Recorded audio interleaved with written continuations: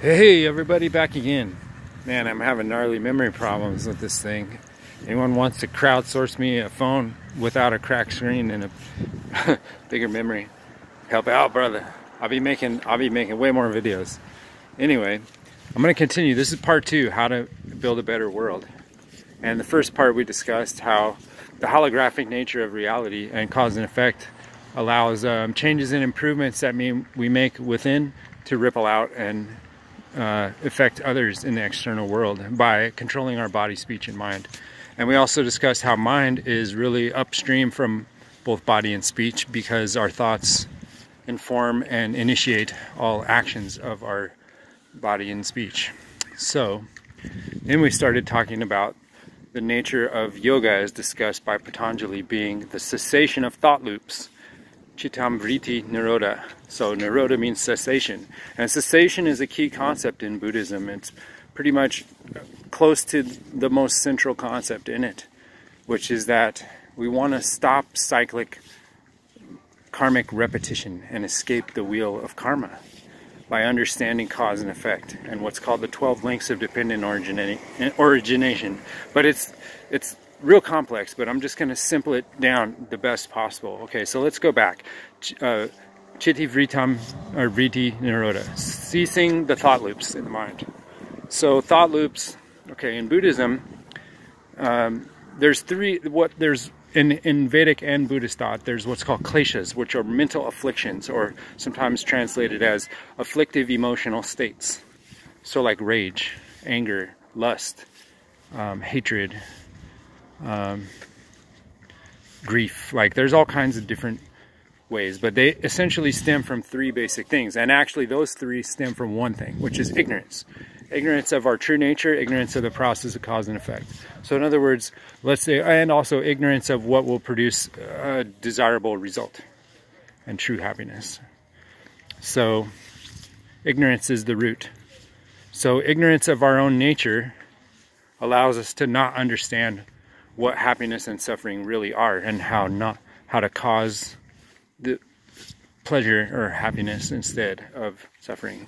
So we're ignorant, and then every action that we take is informed on that ignorance, and then therefore is unsuccessful and does not produce a result of happiness. And if you think about it, largely it's our own deception about our own nature.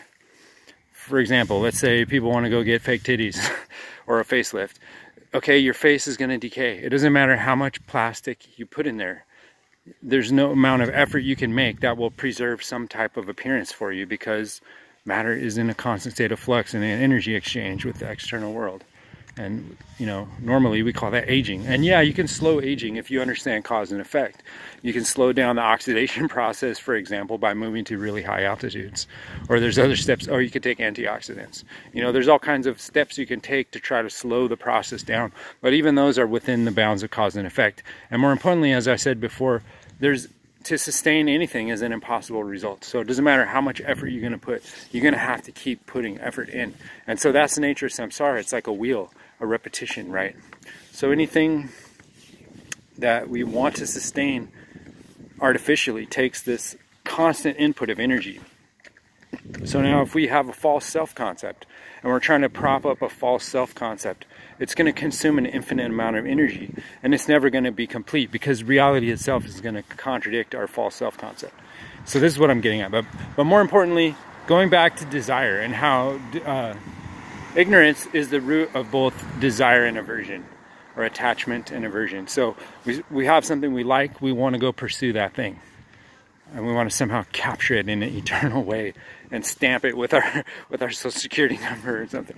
This is mine, you know? That doesn't work. It's never going to work. But also, more importantly, we're often attached to things that are harmful. Smoking cigarettes, smoking weed, which I do too much.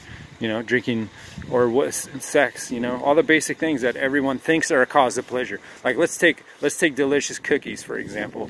You think cookies are a cause of pleasure, so you go trade in your dollars for cookies and you start eating the cookies. First one tastes pretty good, second one tastes okay, 10th one you kind of you know, but you compulsively might continue eating them.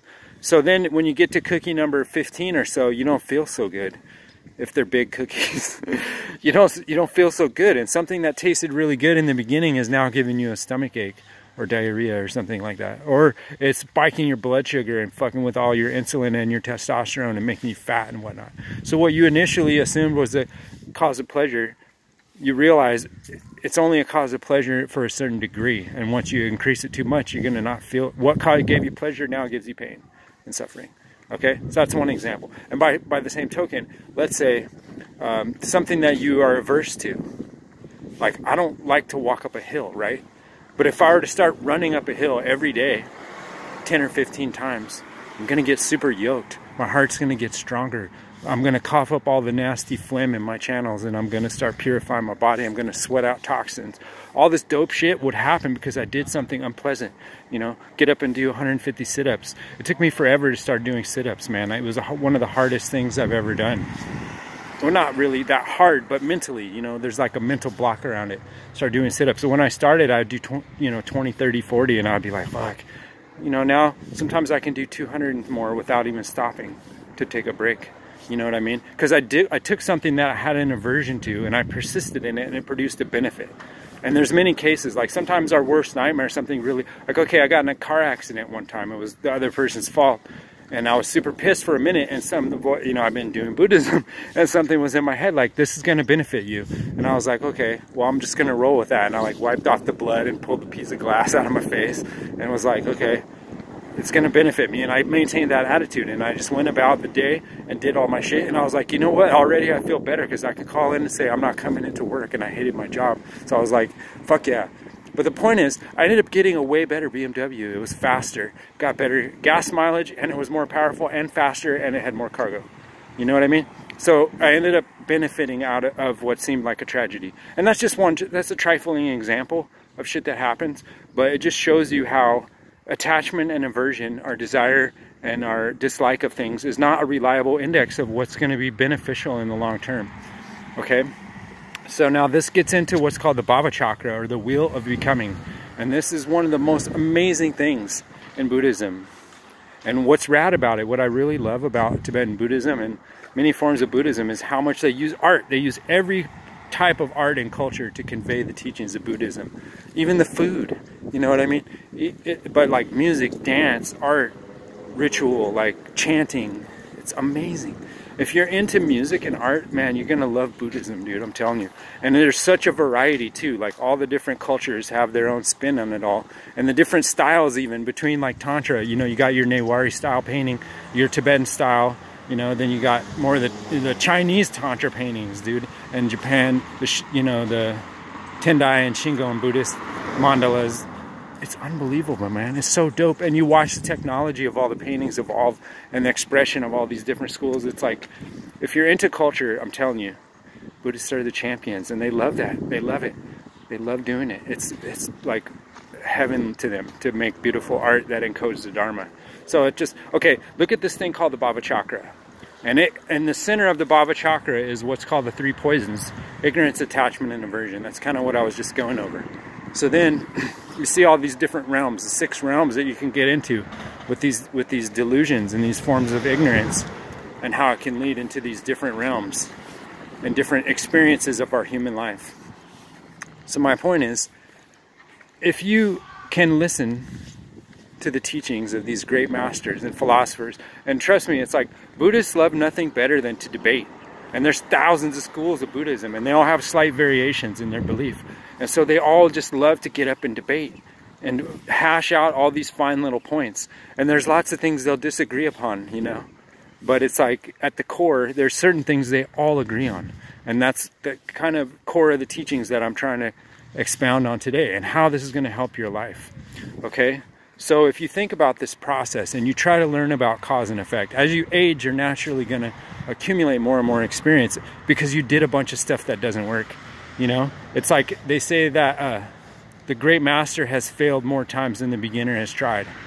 So it's failure, trial and error, and just paying attention, awareness to everything, the results, intended, expected versus results, and how different causations and different flavors of causality have influenced these kind of outcomes. So that's how you gain wisdom. And I'm telling you, if you take these, I'm all about Buddhism for non-Buddhists. Like, I want to take this philosophy and incorporate it in a million forms of culture so that people will see that it's just useful. You don't have to believe and have all these superstitions and rituals and all these things. Like, you know, it's not really necessary. It's just a way of encoding the teachings in a symbolic form, you know, and to remind you. Like, that's why they do the rituals. It's to keep your mind focused on these things, you know what I mean? And so, but this is a discipline, and these are philosophies that can benefit anyone. You don't have to believe in it. That's the awesome thing about it. In fact, the Buddha himself was like, don't believe me, test what I say and see if it works or not. If it doesn't help you, get rid of it. There you go. It's not dogmatic in that way. So my point is, anybody can take these philosophies and apply them to your life, and you'll gain a benefit, and you'll be wise, and you'll be more effective in trying to produce happiness for yourself. And also by your living example of your deeds and your successes and your calm and peace of mind, other people will follow your example and they'll learn from you. And that's how Dharma spreads into the world. And you don't have to have these different beliefs and label it this way and that. It's just simply skillful conduct, man. Skillful conduct that brings you happiness and brings a positive, mutually beneficial result for everyone. And so, like I'm saying, the key thing to doing all this is understanding, number one, the transient nature of all phenomena. Number two, the nature of interdependence, and applying this to your life and seeing how your actions ripple out and affect others, and how your actions may have unforeseen consequences, and to ponder that in terms of refining your degree of success. So again, my memory's running out, but more later.